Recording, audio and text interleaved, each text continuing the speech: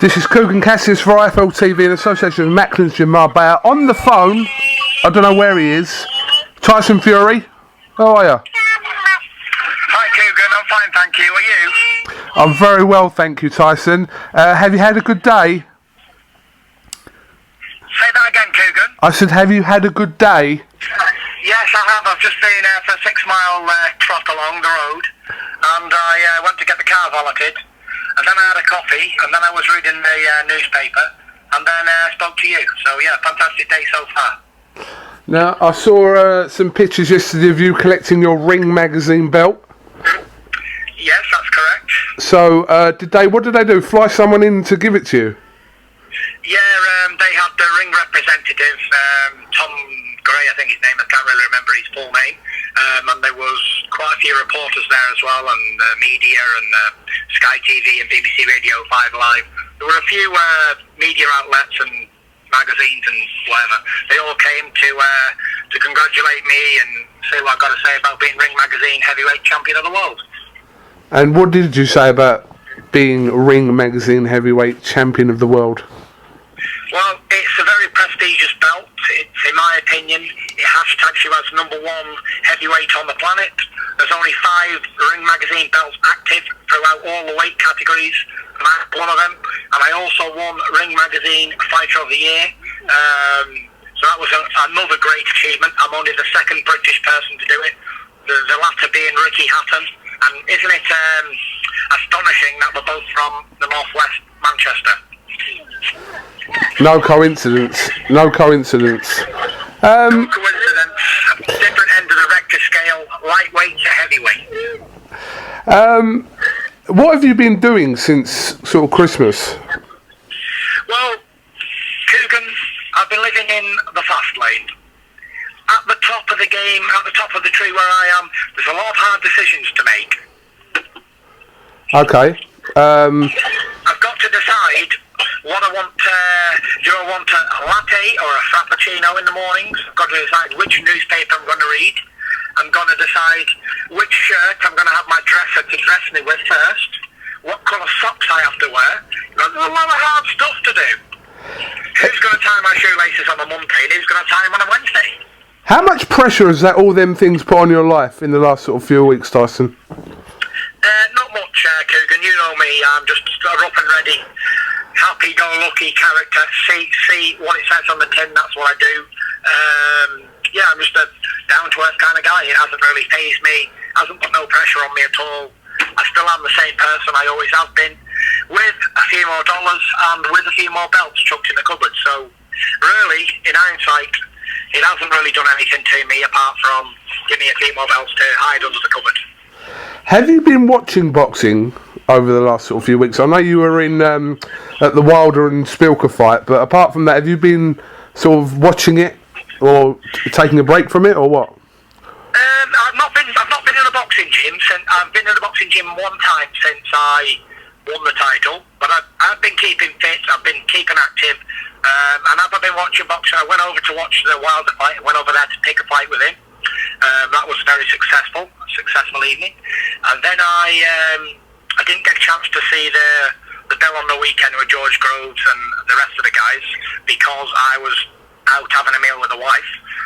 So I've not seen a lot of boxing since my fight, to be honest. So first of all, were you impressed by Wilder's knockout of Spilker? Very impressed. I thought he'd damaged him completely. Spilker was a very awkward opponent. Wilder done very well to knock him out, and clean knockout. It's a highlight reel knockout.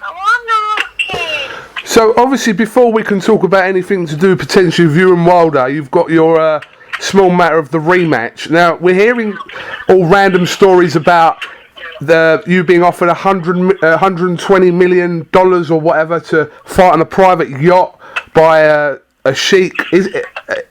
What is going on with this? Well, it's up in the air at the moment. There's a lot of speculation going around this, and how true it's going to be that it happens is, I don't know, because I don't know how they're going to get the licensing and all that sort of stuff to stage a big fight on a cruise ship. or what's going to happen if they get it, health and safety and all the regulations and stuff. but it's something that I'd be open to do for sure, and I'm sure Vladimir'd like to do it as well. Your other options seem to be either go back to Germany or obviously have to fight in the UK. So I'm assuming you want this fight in the UK though, like predominantly. Yeah, I'd like it in the UK, obviously, but I wouldn't like to go back to Germany for the second time in a row. I'd like to have it in the UK or wherever it's going to be, but just not Germany again or somewhere like that, Ukraine or Russia or something. I just want it to be in a neutral country where, although Germany was fair, I don't like to tempt fate too much, to be honest. Do you have a slight feeling that Vladimir still may retire before your fight, or? No, I don't feel that. I did have reason to believe that he wouldn't fight me before the fight, but he proved me wrong, and I have no reason to disbelieve what he's saying this for the second time. Okay, so obviously a date that keeps being mentioned is May the 7th. Can you shed any light on that date? Yes, I can shed light. I have no confirmation on any dates at all. So whatever May 7th or June the 4th, whenever these dates are being spread rumours, it is only rumours. There's no truth to them dates as of yet. I'm still waiting for a date to be confirmed, a venue, all this sort of stuff. Still waiting. I've not heard anything. I know Peter and Nick are flat out working to get dates and to get venues and what country it's going to be staged in. The Klitschko team, they're on the same page. We're all on the same page here. We're trying to pick a neutral country and make this fight happen for the second time. Another fight that happened in January was the return of David Haye. Did you watch his one-round knockout of Mark DeMori? I didn't manage to see it because I was in New York making a super fight with Deontay Wilder, so I didn't get to see the third division fights, unfortunately. But I heard he looked spectacular, and congratulations to him on his comeback. Okay. What did you make of the news of Amir Khan facing Canelo on that same date as May the 7th, which I mentioned earlier? Yes, Canelo on Amir Khan. It's a good fight, isn't it? Obviously, Amir couldn't get Mayweather or Pacquiao, so who's next? Golovkin or Alvarez, basically. There's not many other big names out there. It's a good one. Alvarez is not a natural middleweight. He is only a welterweight, and I think he's got about 144 pounds, is it, or 154 pounds? It's a catchweight, is it? Not. It's 155 pounds. 150. Five. Is that light middleweight, isn't it? Yeah, but it's for the middleweight title. But they're fighting in a light middleweight category, though, aren't they? Yeah, I mean, Amir Khan's. It's 160. I know, but I know they're fighting for Canelo's middleweight titles, and I know that the fight is at 155. But the reasonings, and I also know that middleweight. I also know middleweight is 160 pounds, and that's not 160, it's 154. So the Ironside fighting just over the light middleweight limit for the middleweight title. Canelo's not a proper middleweight anyway. He's only a welterweight. He only moved up to middleweight to fight Miguel Cotto, if you like, because Cotto was old and not very big anyway, and a blowed up welterweight anyway. So it's a good fight. If everyone's going on that Canelo's a middleweight and Khan's a welterweight, well, I beg to differ, because Canelo ain't a middleweight. Canelo is only a welterweight, and he still is. Whether he's put a few pounds on to fight Cotto or whatever, he was only fighting a blowed-up welterweight anyway. So all this speculation and talk that Khan's out of his depth fighting a middleweight is all nonsense, to be honest. I mean, Khan's got a very good chance with his speed and footwork. Canelo's feet are quite slow, with him being a Mexican. He likes to sit in the pocket a bit and trade up and bang with guys. And Amir Khan needs to move on his feet for 12 rounds in and out boxing. And if he can master that, then he'll win the fight. And if he doesn't, he will get chinned. Would you rather have seen Amir Khan take on Kell Brook than Canelo? No, I wouldn't, actually. Because Kell Brook, Sheffield fighter, he can come and fight Kell Brook even if he loses to Canelo. So it's a no-brainer, isn't it? If he loses to Canelo, he'll always have the opportunity to fight Brook back in the UK. But if he loses to Brook, there's no Canelo fight. Get what I'm saying? Yep, I absolutely understand that. I absolutely understand that. Yeah. Did you hear? I do feel sorry for the Sheffield Ingle fighters sometimes because, there has been quite a few case scenarios where they never get the big chops at the British super fights. Because I remember when Junior Witter was a WBC champion and Ricky Hatton was a champion at the same time, and he never did get that big fight. He never ever did get it because there's always bigger fish to fry in America at that division. So I'm just hopeful that Brook does get a big shot and does get a big chance to prove he is the number one in Britain. Because at the moment he isn't getting that chance. It doesn't look likely for a while anyway. Let's just say that. And let's hope he can stay unbeaten because we know what happened to Witter. He lost his title to Timothy Bradley, the little-known Timothy Bradley at the time, little-known Desert Storm, took it off him. And then he didn't get any more fights after that, a couple of which he lost. So that was that. So when you was obviously watching the Wilder fight, obviously your previous belt, the IBF title, was also on the line. Charles Martin defeating Glazkov. Yes. Did you watch that fight actually? Yeah, I was ringside for the Glazkov-Martin fight. He done really well. I was very proud of him. Charles Martin winning the IBF title. It was a gift title shot, by the way, but still he got his title. He didn't fight no eliminators for the title, and I believe his best opponent was Tom Dallas. So he had a really good run up for the fight. A few easy opponents, and he got a world title. So credit to him. I congratulated him after the fight, and he done really well. Do you have any plans to try and recapture that belt at some point in your career or not? Not in the near future, KUGAN. I'm just going to stick to what I've got in on plan. I got planned for the Klitschko fight, and then the Wilder fight. There's also been some talk over the last sort of week or so of Frank Bruno making a comeback. Now, I've seen some quotes from yourself, but not to misquote you, I just want to know what your thoughts on that are. 1 second there, KUGAN. I'm just putting my earphones in because I'm going to start driving again. I don't want to get nicked by the law. Obviously not. 1 second. Right, I'm fully legal. I have my hands-free kit on. Perfect. Lovely. What was you saying about Big Frank Bruno? No, I read some quotes about you saying that Bruno should fight, and I just wanted to get your actual quote while I'm on the phone to you. There's a lot of talk of Frank Bruno making a comeback at the age of 54 years old, and the board have said they wouldn't pass him the thing, and everyone's saying is he mentally fit and all that stuff. Well, I say, who are we as individuals to take away somebody's dreams? We cannot define if somebody's in a state of fitness to box. He looks in fantastic shape. At 54 years old, he's in better shape than the current heavyweight champ of the world in himself. So, I think he should be allowed to do what he wants because it's his life. And, 1 second. Tyson's just gone off the phone.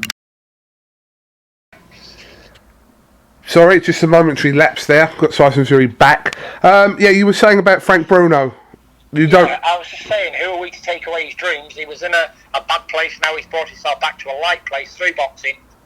It shows what kind of a great sport boxing is, because if boxing can take a man out of the dark and bring him into the light of his mind, then, it's a great sport, and I'd advise many people to get involved in boxing if they want to keep fit or be disciplined or even having a career in it. Great move. And as the Frank Bruno thing, I think you should let Big Frank box again. Keep him at a level where he's comfortable, he's not going to get hurt. I don't say put him in there with a 22-year-old knockout artist. I say just let him box at his level against people his own age or their division fighters, basically. But Tyson, obviously, listening to people talk about Frank Bruno, you're in the minority that believe that someone like Frank Bruno, considering his mental health history, his age, etc., do not agree that Frank should fight again, and the board have already said that they would not grant him a licence if he was to apply. So let's put it this way: if the British Boxing Board of Control won't do it, I'm sure there's other Boxing Board of Controls that would do it. We know today that Danny Williams is still boxing on a Latvian licence. you know, Latvia, all them Russian countries and that, they'd probably give him a licence through his name just to sell tickets. You know, Big Frank's a legend in the sport, and I think the Boxing Board of Control should apply him with a licence again, give him a licence back, because it's his decision at the end of the day. But how competitive could he be? At what level could he fight at if, for what you're saying, could happen? What level could he fight at? He could fight at whatever level where he's at. He's had 20 years out the game, but that doesn't say much, because George Foreman had 20 years out the game and come back and won the world title at 45 or 46 years old. You know, and he might be trying to beat that. Well, we'll have to see how it happens. I don't think he's actually said he is coming back. I think it was on a interview he done on this morning with Philip Schofield. Yeah, I think. I'm thinking about getting back. I'd love to get back into it. Oh, would you spar him? Yeah, for sure. What did you hear that Rigondeaux is going to fight in the UK? Did you hear that? No, I didn't hear that. He's fighting Jazza Dickens on the undercard of Terry Flanagan versus Derry Matthews. Is that right? Correct. He's come down in the world, hasn't he? Guillermo Rigondeaux fighting Jazza Dickens in the UK and the undercard of the little-known Terry Flanagan. Derry Matthews. What's going on here? Well, this was the news that was put out yesterday, that, and he's obviously keeping up to date on his Twitter that he's confirmed that as well. When Frank Warren's confirmed it, that he's fighting Jazza Dickens 12th of March at the Echo Arena, first time in the UK for Rigondeaux. It's an easy fight for Guillermo, isn't it? But great for the UK fans to see him though here. It's great for UK fans to see him, yes, because he's a good boxer, isn't he, Rigondeaux? He's one of the great boxers of our era. If he wants to fight somebody in the UK, then good luck to him. But I don't see why such a great champion in Rigondeaux wants to fight Jazza Dickens, unless Frank Warren has got his checkbook out for a lot of money down on the table for him, which is more than likely. Well, we'll have to wait and see, but that's... Putting Jazza Dickens in the ring with him is like putting a lamb to slaughter, to be honest. Yeah, but if you're Jazza Dickens, do you blame him for taking the fight? If he's offered it? Why not? Not at all. He's going to make a few good in. He's going to get him beat up. So, that's it. That's how boxing goes. Stranger things have happened, Tyson. Stranger things have happened. Yeah. What was I going to ask you? What was the next thing I was going to ask you? I haven't spoke to you since actually Anthony Joshua beat Dylan White. KUGAN, just hold the line 1 second. My wife's been through about 5 times. It might be important. All right. We'll pick it back up. You see? Sorry. Got Tyson Fury back on the phone. Was that your wife, Tyson? Yes, it was quite an important phone call, because what's happened is I just swapped cars with her, because I just took her car to get balloted, and I swapped with mine to get mine balloted. But what I've done is I've actually taken it with me, and it's one of those keyless entries. So she drove at 50 up the road, and it's cut off. Oh dear, have you got to go and rescue her now? I've got to go rescue her, but I've told her she's going to get some lunch first, because I'm about to get the car balloted again. So she'll have to wait. Problems of a heavyweight world champion. Yeah, so many. I haven't spoke to you actually since Joshua and Dylan White. Well, what did you make of that fight? I didn't actually see it because I was out on a night out. I was having a couple of drinks, but I was getting a commentary. They done well, didn't they? They had a good fight together. Yeah, it was a good fight. Yeah, they had a good fight together, and Dillian got tired and got caught, and that's what happens in heavyweight boxing when you get hit in the face, basically. But he didn't embarrass himself. He put up a good fight, and he caught Joshua with some good shots and whatever. So it shows you they was evenly matched, basically. Obviously, Joshua's ranked, I think, 4th or 5th in the IBF. Do you think that he'll go the Charles Martin route? I think everybody wants a piece of Charles Martin at the moment, because they think he's an easy touch. But at 6'5", and 25-0, whatever he is, however many fights he's had, with a lot of knockouts. He's not an easy touch, and he's a southpaw too. So I just urge all these people who think Charles Martin's an easy touch to go and fight him and see how easy he is. Okay, no, just obviously there's an eliminator there for Joshua with that Takam, and if they go that route, that could lead into a shot at Martin. So I don't know. We'll have to wait and see what happens. Takam's not all that. He's just a tough nut who stands in front of a man. And if you stand in front of a bulldozer, you get knocked over, won't you? Well, yeah, I suppose you would. So what are your plans now for the next sort of few weeks? Are you going to wait for a date until you sort of start camp? Proper camp? Yeah, I'm not going to be doing anything until I start camp. Until I get a date to start camp. Okay. Do you have any idea when you will have a date by? I don't think it makes much of a difference, KUGAN, does it? The actual date and whatever. Well, it is to you if you want to start camp. Well, not really, because camps can start whenever we get a date, really. Because obviously, it's not going to be within 4 or 5 weeks, is it? I'm going to have enough time to prepare. So the fight's going to happen. So it doesn't really matter when. For me, as long as it happens in the next few months, then I anticipate it's going to happen near the summertime, May, June time.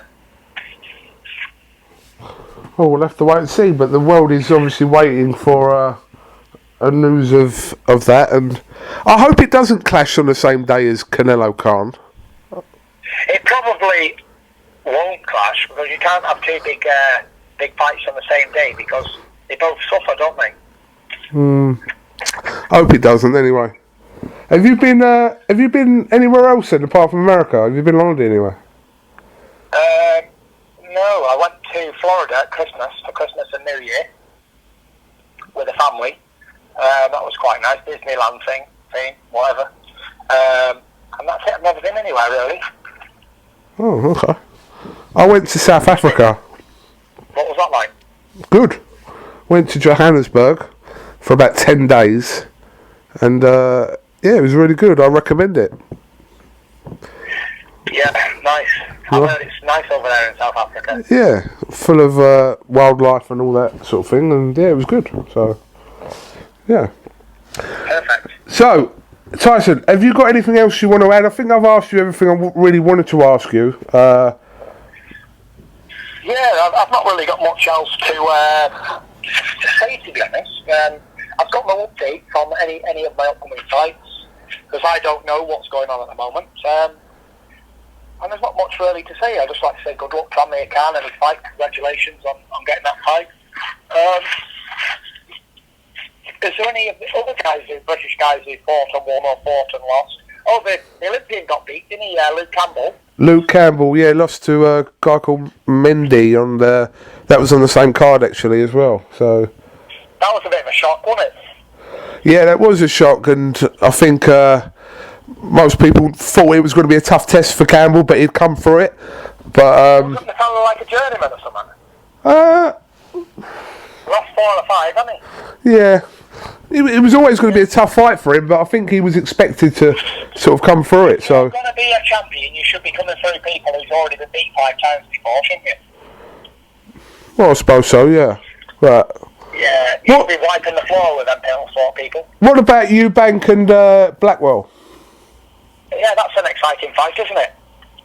I know Blackwell will be licking his teeth for that one, licking his lips, because he really fancies it against Eubank.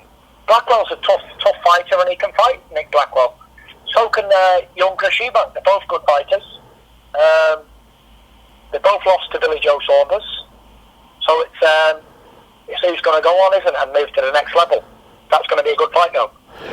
What about all this talk? Sorry, let's go on to Billy Joe Saunders, about Billy Joe Saunders and Golovkin. What do you think of that? I think it's a good fight for Billy, isn't it? For sure. But right away? Well, why not? I thought Klitschko, didn't I? He's the best in the division. So, here's what it is. If I can beat Klitschko at 5-1 underdog, then Billy can beat Golovkin. Why not? Boxing's all about brains and doing what the other fighter don't like. So I'm sure the Tibbsers will figure out a good game plan if the fight does happen. And I'm sure that Billy will win it, because that's what we do. We're winners. When you say we, do you mean travellers or just boxers? Me and Billy Joe Saunders, we are winners. Put it that way. When I watch boxing, there's always two dead certs. Even when we was at the England amateurs and all that, yeah, there were always dead certs to win. And I was a dead cert to win, and Billy Joe Saunders was a dead cert to win as well. So I have no reason to disbelieve he's still not a dead cert to win against anybody. Just like myself. I was a dead cert then, I'm a dead cert now, and so is Billy. And if that fight does happen against Golovkin, I will be backing Billy Joe Saunders in the bookies. No problem. Okay, like he did with you. He backed you. Yes. One of very few people that openly said that you would beat Klitschko, like from the boxing world, openly said. Yeah, of course. Yeah, so I'd back him against Golovkin any day of the week. I was just thinking of another potential fight that is going to be happening soon. I think Chisora's going to take on Pulev. He was talking about Chisora fighting Anthony Joshua. That's not happening anymore, so he's fighting Pulev. What did you make of that? What title is it for? The European title, I believe. Okay, yeah, I think Chisora can beat Pulev. Pulev ain't all that, is he? He got knocked down about 15 times against Klitschko. Every time he landed a blow on him, he took a knee. Yeah, so I think Derek can beat Pulev and become European champion again. And what would you make of all this Erkan Tepe thing with this whole... I know you've been very vocal about how anti-drugs you are in the sport in the past. Yeah. But listen, it's up to Erkan Tepe. If he wants to take drugs and cheat, then you will get found out sooner or later. It's just a matter of time. It's not if, it's when. And when you do get found out, you lose your titles and you lose your rankings, don't you? You lose whatever you've done. So it really isn't worth it. You're better off just being natural, a bit chubby. If you're a chubby man, be one. I'm a chubby man and I'm proud of it. You just be what you are. And if you're not going to make it, a few drugs ain't going to make you make it anyway. have you got a little bit of sympathy for David Price? The two people he's lost to have subsequently failed drug tests in his career. Have you got a little bit of sympathy there for Price? Not really, because even if he wasn't taking drugs, do you think the drugs made him get knocked out? David Price's chin? Well, that's the difficult. I was asked that the other day, but them. All right, they was taking drugs. He wasn't, was he? So yeah, it was what it was. You know, he got knocked out in fashion against Thompson twice. It wasn't drugs that made him get knocked out. It was his inability to beat the other guys. You mustn't think Klitschko wasn't full of drugs when I fought him the other day. He was juiced out of his mind. It didn't help him, though, did it? I suppose not, but you can argue that these fighters that take it, Thompson or Tepe, are possibly at an advantage, no? Oh, I wouldn't have thought so, to be honest. If you can't fight, you can't fight, basically. And you know what? David Price got beat by a public house fighter, a pub fighter in Tepe. So if you're any sort of a good man and you're going to be a champion of the world, you should handle Tepe, who's a fat man from Turkey, he's 40-year-old. Easy, shouldn't you, really? You shouldn't be getting chinned in a couple of rounds by someone like Erkan Tepe, even if he's got 6 arms and 4 legs. He still couldn't knock out a proper champion if you're going to do anything like that, because he's not on that level. He's what I call a bum city. He's just a man who will try, who's game, who'll come for a fight. Chubby fella who will swing, and David Price should have jabbed his nut off and chinned him in about 5 rounds, but instead he got chinned in 3. So it was what it was. I don't think it's got nothing to do with the drugs, but you know, if he's going to be anything, he should be beating the likes of them, even if they're juiced out of the mind anyway. But clearly he wasn't going to do anything, or he wouldn't have got knocked out by a 40-year-old and a 45-year-old. Okay.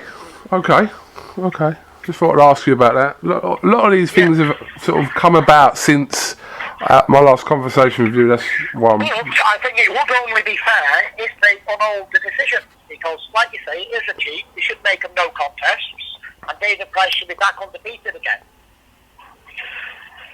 Yeah, I think so. I think so, and then we could build him up in the UK as a killer, and then I could knock him out, couldn't I? At Old Trafford or Liverpool football ground.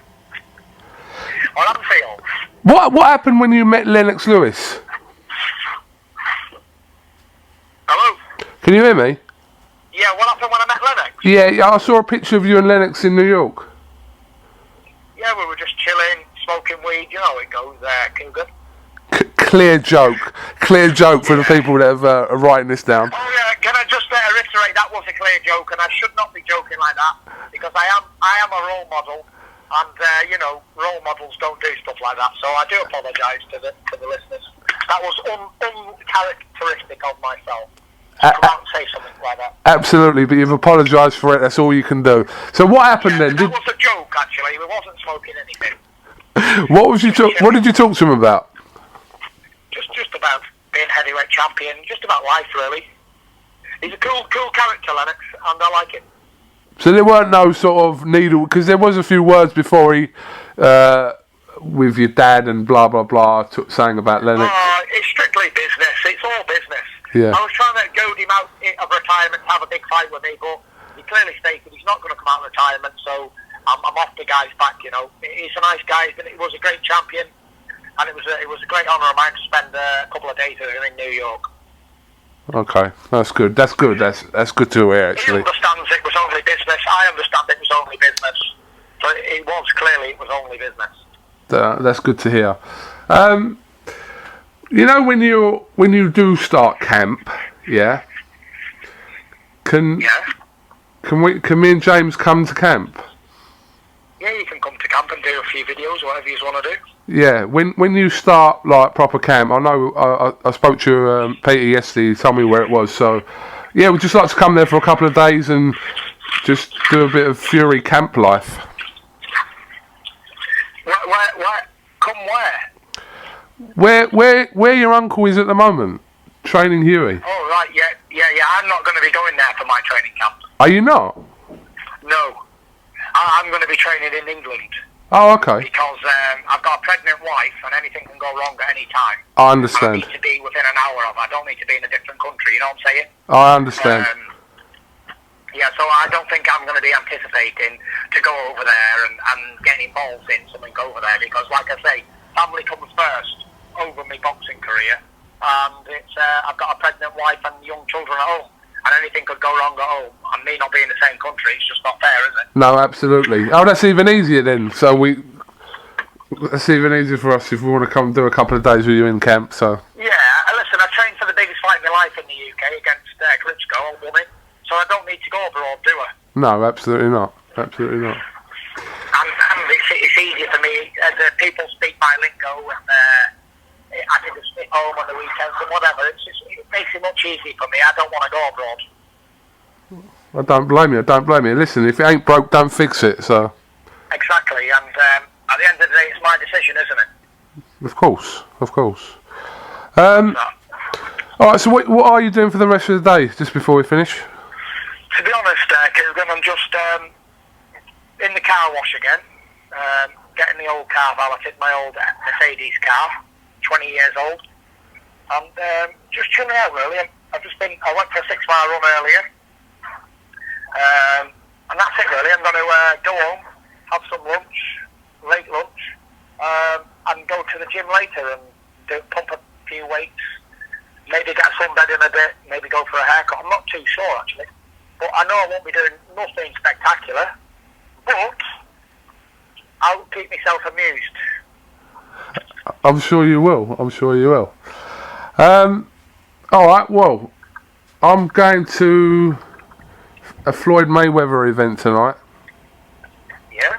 He's in England at the moment. Okay. So he's in London tonight, Glasgow tomorrow. I think he's even coming to Bolton and Sheffield as well. So. Is he really? Yeah. I think it could be on the same things that I'm doing. I'm going to Sheffield and Scotland. So yeah, maybe we're on the doing the same kind of tour things. So he's going to Sheffield and Bolton, is he? Yeah, I hear he's going to the De Vere's, the White's Hotel in Bolton, where I was training for my camp. Yeah, I think that's where it is. But there's an event in London tonight, so just thought I'd pop along there, and you never know. So you never. It's an opportunity to meet them on, isn't it? To see Floyd Mayweather for the people and all that. I know he's retired now, and he's been a great champion, hasn't he? He's been an ambassador for the sport, so it's very rare that we get these kind of champions to come over to the UK and do tours, so it's a special honour. Absolutely. All right then, well listen, I'm sure we'll catch up with you soon. Like I said, when I said during camp, like I said, we'll come up and see you, me and James, and see how you're getting on. But if you speak to Floyd Mayweather, yeah, tell him that definitely don't move up to heavyweight, because Tyson Fury will chin you. I'll do my best to get that message across to him. He's not a god, is he? He's only a boxer, so you speak to me and I'm the Gypsy King, the heavyweight champion of the world. Right now I'm talking to the most prized possession in boxing, correct? Exactly, the hottest property in boxing. So if you can speak to me on the phone for an hour, surely you can give a message to a retired boxer. I might not get near him. I'm only saying, listen, I might not get near him, so I don't know how it's going to go tonight, but... Why? Is he that special? No, it's just these... I know the way these events are sometimes. They're just like... It's chaos and like... Yeah. You know, so I'm not expecting anything. I'm just going there just to see, you know, if I can get anything, but if not, then... I might have to start charging you for interviews in the future, Keegan.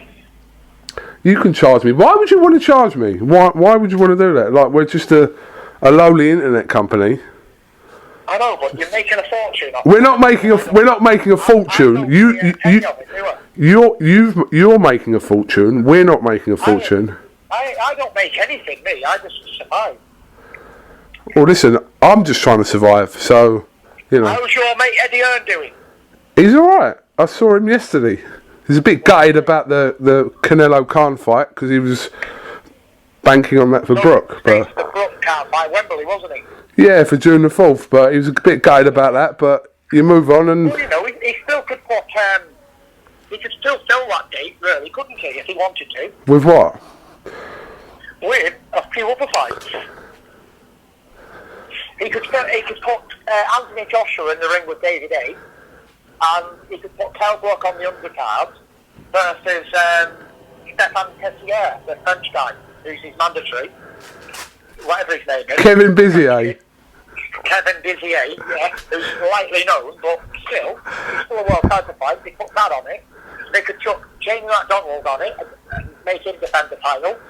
They could make it like a 4 or 5 world title fight undercard, and it would sell Wembley out on all British bill.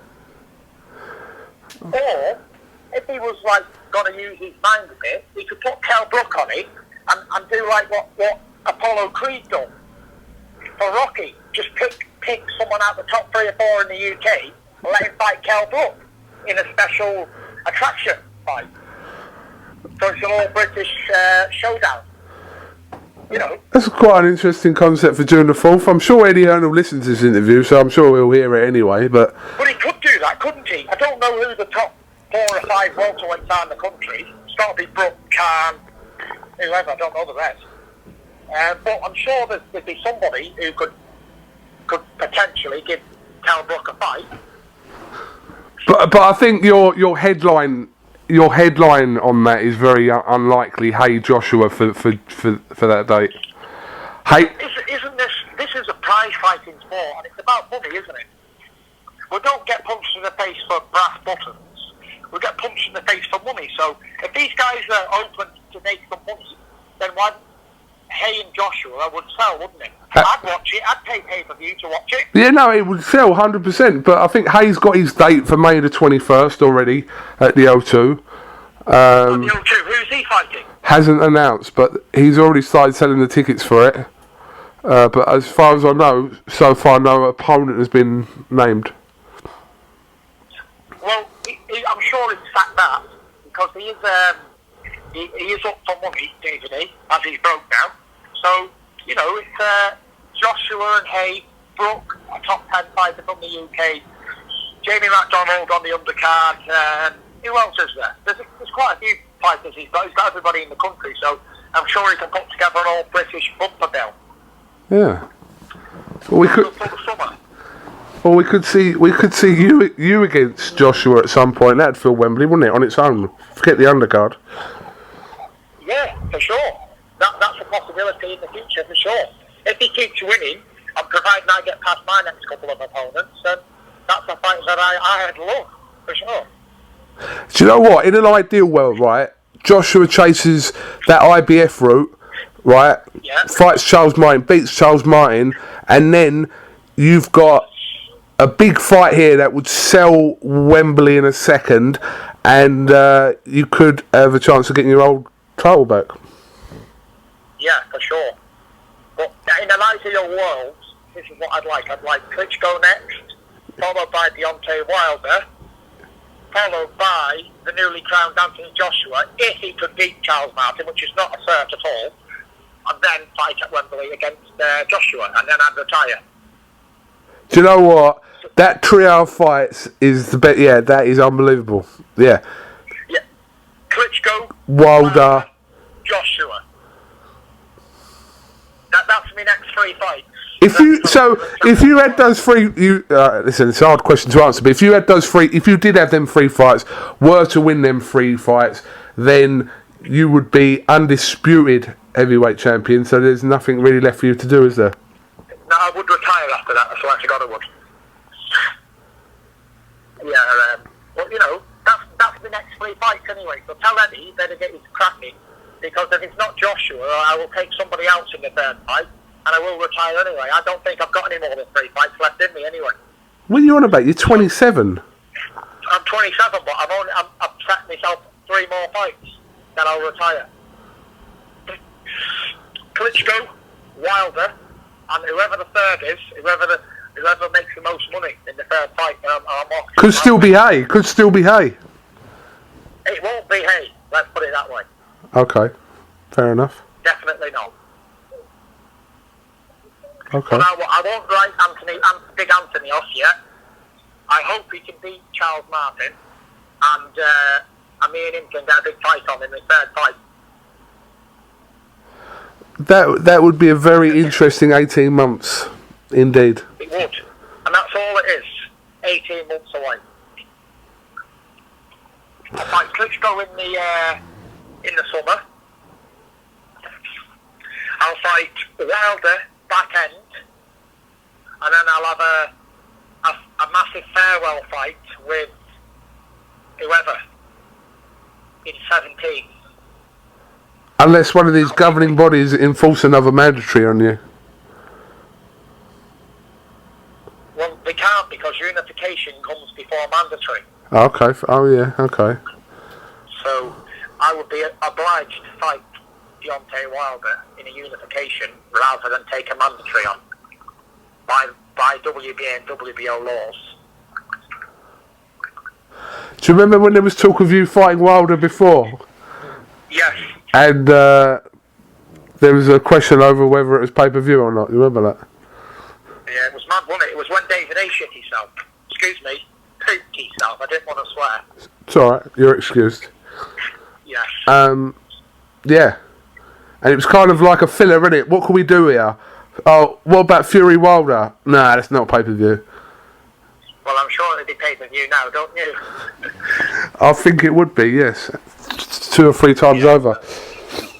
So yeah, that's the future for the Furious One, the Gypsy King. That's what the outlook looks like for the near future. And yeah, hopefully young Huey can come and gate crash the division and do something big. Absolutely. If he can. Hopefully he can get. Look, Huey could fight Charles Martin. Not Charles Martin. What's that guy called? Tepper. Is it? Tepper. Guy who Joshua might be fighting in an eliminator. Takam. Takam. And it wouldn't be an eliminator. But if Joshua fought Takam, it'd be an eliminator. Yeah. It's crazy. That kid can't get a break. Lucas Brown beats that Ukrainian fellow when he was undefeated. What's he called?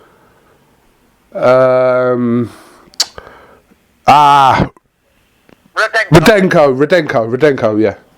And he didn't really beat him. Rudenko beat him, but he got the decision. And he got a world title fight off it. Yui beat him in the fight after and doesn't get nothing, but doesn't even get any credit for it. But somebody else could fight the same guy now and get an eliminator for the world title. So it's crazy. Crazy how it works. But that kid can't get a break. I know, as I said, I spoke to your uncle yesterday, and the struggle over the last few months to people pulling out, and it's ridiculous. I do feel quite sorry for him, to be honest. I do feel quite sorry for him, because he's always training and he's always in the gym or improving. And he can fight. I would fight him in the ring with any of the champions in the world now. Deontay Wilder or Charles Martin. Yeah. And he would beat him, for sure. And even any of the contenders, the Joshuas of the world, the Joseph Parkers of the world, the Lewis Ortizes, all of these guys, Yui, indeed. Because he's got good footwork, good boxing ability, and good movement, and a good boxing brain. I believe he's going to be out at the end of March. Hopefully, but we're looking for a top 10 opponent for him that's going to do something for his career. Yeah. Yeah, it's up to the promoter to get his checkbook out. It's up to Nick Hennessy to get his hand in his pocket and bring a good opponent in. Put him in a good fight, not just a random fight no one's interested in. Well, listening to your uncle, he said it will be someone that is ranked, so we'll have to wait and see. So potentially, he's like this fight, and then he could fight eliminated for a world title in his next fight, and then he could get a title shot. Let's hope so. He deserves a break. He has had a lot of bad luck, and so. He's had 18 fights now, 18 in a row. I know. That's more. Yeah, it's more than a lot of these heavyweights that we're talking about, actually, as well. So. Yeah, he's had a good fair few wins on the spin. Let's get him to 20 now and get him a world title fight. Then the Furies will rule the world. Yeah, we already rule anyway. Alright, well listen, Tyson, thank you very much for talking to IFL TV, and like I said, I'm sure we'll catch up with you in person, sort of when you're in camp, we'll come up there, and like I said, hope your family's well, and hope everything's okay. Alright, Coog, I just want to say a few things before we go. Yes, crack on. I just want to apologise to the listeners if I've said anything inappropriate or hurt anybody or derogatised anybody in this interview. No hurt intended. And if I've been silly or out of order, apologise. But I hope the listeners enjoyed it, and thanks very much. Alright, Tyson Fury, thank you very much for talking to IFL TV, and we'll catch up with you soon. Take it easy, bro. God bless.